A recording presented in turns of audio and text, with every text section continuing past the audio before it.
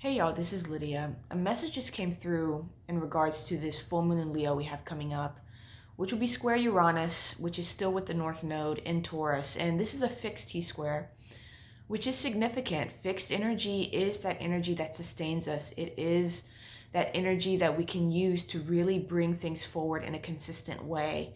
And Taurus is what we're creating. Leo is also creativity. And the sun being in Aquarius is understanding what belongs and what doesn't belong. And it's significant too that this T-square is happening in the area of the sky where Saturn has been squaring Uranus for 2 years now.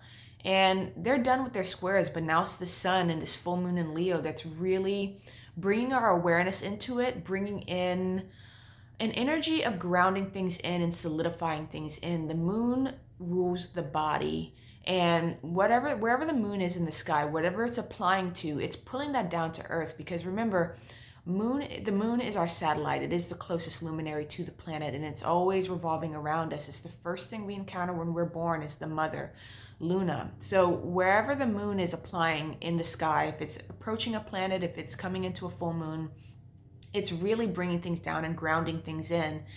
And full moon is destruction energy. It's a culmination that's happening. And this culmination is these old modalities of things that we've been letting go of since late last year, and bringing in these new energies of what we want to solidify, and the routines, the habits, the modes of operating, even our thought patterns and things like that, how we navigate relationship. All of that has been getting, broken up and loosened up, and this letting go process is coming to a culmination of it's time to start solidifying things. And the message that's been coming through specifically is allowing things to solidify in a natural way. This isn't the New Year's resolution type thing where we're trying to force fit something that we know we need to do, but we haven't done it. And there's all sorts of this guilt and shame wrapped up in it.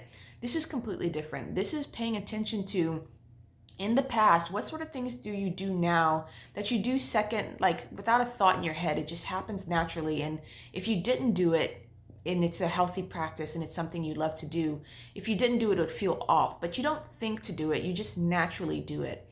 That's what's trying to come in now. The energies are trying to bring in this new way of being where we're allowing things to happen naturally, and we're allowing new habits to happen in a natural way. But these habits aren't something that is detrimental. These are new ways of operating and new ways of being, and new routines and new ways of organizing our lives and ourselves and our thoughts and our feelings, so that it happens in a way that we're not forcing ourselves to do it. It's just second nature.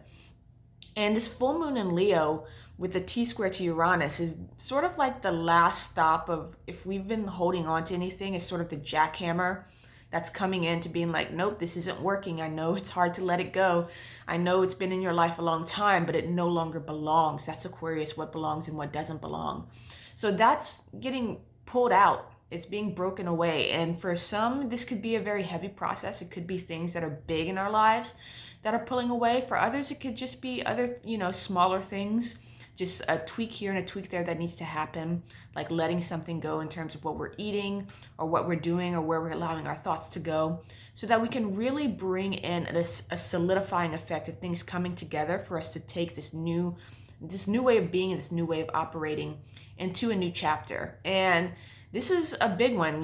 This is a very strong culmination point. I've been feeling it very strongly. People I've been talking to, I've been noticing it in their lives as well. So definitely respect this process. If something isn't working, if something's being ripped from your fingers, if something being pulled out of your life, it's because it doesn't belong. And it's not something for us to rush through. Again, this process wants to happen naturally. So if a healing needs to take place, or if we need to slow down in some way and allow something time to let go, it's about, or not even time to let go. We have to let it go, but we need time to recover from it or heal from it or accept it.